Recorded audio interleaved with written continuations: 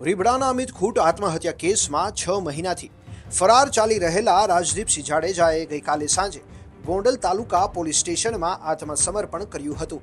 Amit ખૂંટની suicide નોટમાં રીબડાના અનુરુદ્ધસિંહ જાડેજા અને તેમના પુત્ર રાજદીપસિંહ જાડેજાના નામનો ઉલ્લેખ હતો, જેના આધારે પોલીસે બંને વિરુદ્ધ આત્મહત્યા માટે દુષ્પ્રેરણાનો ગુનો દાખલ કર્યો હતો.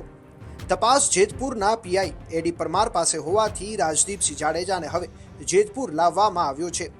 આ દરમિયાન જેતપુર સિટી પોલીસ સ્ટેશનના પીઆઈ એડી પરમારે રાજદીપસિંહને પ્રાથમિક સવાલો કર્યા હતા.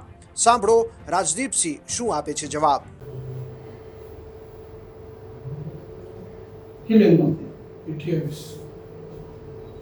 શું કામ ધંધો કરો?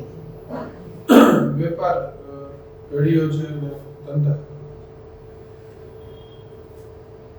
આ ગુનો દાખલ થયો, આના સિવાય કેટલા ગુનો દાખલ થયો? આમાં જેમ આમાં ખોટું નામ આવ્યું છે એવી જ રીતે આ જ વ્યક્તિએ 2022માં એક ખોટી ફરિયાદ કરી હતી. 2022માં શું ફરિયાદ કરી? કે ભાઈ મેં એને બંદૂક દેખાડી અને એવું બધું આખું ઊભું કરેલું હતું, ફેબ્રિકેટેડ એફઆઈઆર.